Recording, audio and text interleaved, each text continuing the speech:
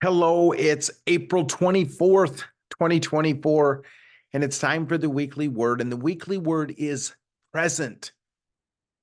Present. Our key verse is Psalms 46 and verse 1.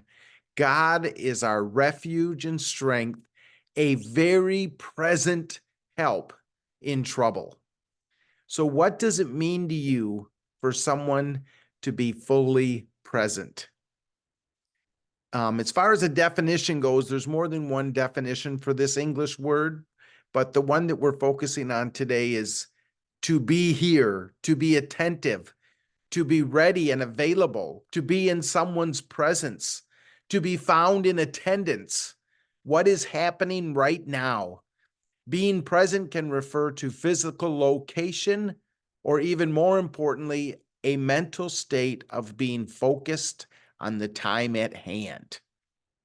So God has been challenging me about being present, about enjoying the present, not so caught up in everything coming down the pipe or everything that happened last week that I'm not fully engaging with the person in front of me right now. So this sort of started off this last week because I've ran into several different people who I haven't seen in 25 years from different sectors of life. And it's not because we weren't good friends. Like one of them, I stood up in their wedding. One of them was someone I'd went all through elementary school with and middle school with and part of high school.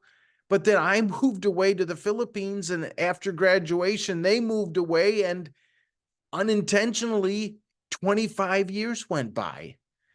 So it's really given me reason to pause and consider who is part of my everyday life right now that I might not see again for years. And of course, the answer is I don't know. So I've been struck by the reality that the people that I do encounter on my everyday basis, I need to be intentional about being truly present. Because any of us, we never know for sure the next time that we're going to see someone. So this applies to our being present in our relationship with God as well. God is our refuge and strength, a very present help in trouble. God is always present, but then are we present enough to realize it? Are we present enough to sense his presence? Another scripture on God always being present is Psalms 139, verse 7 to 12. Where shall I go from your spirit, or where shall I flee from your presence? If I ascend to heaven, you're there. If I make my bed in Sheol, you are there. If I take the wings of the morning and dwell in the uttermost parts of the sea, even there your hand shall lead me, and your right hand shall hold me. If I say, surely the darkness shall cover me, and the light about me be night, even the darkness is not dark to you. The night is as bright as the day, for darkness is as light with you. Hey, God is always present. His presence is always around us. But again, are we present enough to realize it? Ephesians 6:12 tells us that there's other things that are present as well.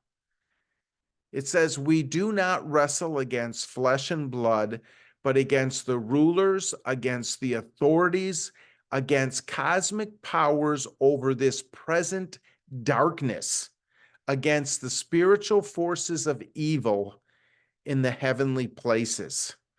So that phrase, this present darkness, really jumped out at me.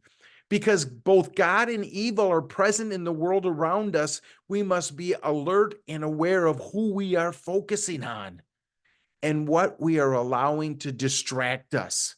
Because distraction is the opposite of being present. Distractions come in 1,000 different ways. Just driving down the road, there's signs on buildings, there's billboards, there's people, there's squirrels, there's dogs, there's the radio, there's commercials on the radio, there's your cell phone, there's your text messages chirping up that you have a text, or there's some app reminding you that there's something you haven't seen yet. All these things individually can be great. I love seeing squirrels along the road. But when you need to be present because the vehicle ahead of you just slammed on the brakes, then these same things can become a distraction. Speaking of driving and being present, part of being in a car is there's a rear view mirror. And there's value in that. There's value in seeing who's coming up behind you.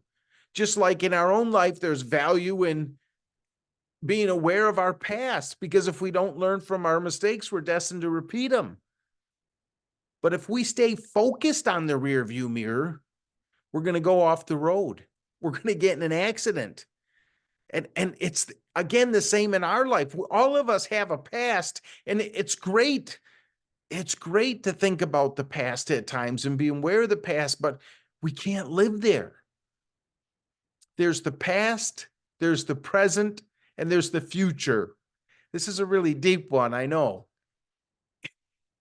But there's also this reality that if we are out of balance in one, then we're robbing from another. And if you're like me, the biggest area that we struggle with is where we're focusing our mental energies. It's not just our physical body, but where is my mind all the time? It's great to daydream sometimes, but we don't want to float through our whole life a million miles away. We want to be present. We want to be present for the people we love. We want to be present for God, who is always present. In John 15, Jesus said, if you abide in me and I abide in you, you will bear fruit. That word abide, it means to be present. Ecclesiastes 5:18-19. Behold, what I have seen to be good and fitting is to eat and drink and find enjoyment in all the toil with which one toils under the sun, the few days of his life that God has given him. For this is his lot. Everyone also to whom God has given wealth and possessions and the power to enjoy them and to accept his lot and rejoice in his toil, this is the gift of God. Enjoying life is the gift of God. Your life right now is the gift of God. We all have things that we're hoping for in the future, but are we so distracted by the past or by the future that we're missing the gifts of God that are right here, that are right now in our present? Another way to say it is, are we taking time to smell the roses? How are people going to remember you? Again, I saw these people this week from 25 years ago. And it made me realize today may be the last time for a long time that I have an opportunity to express my appreciation or to simply leave them with a smile. Lord, help us to be fully present. We're never alone because God is present with us. I want to encourage you.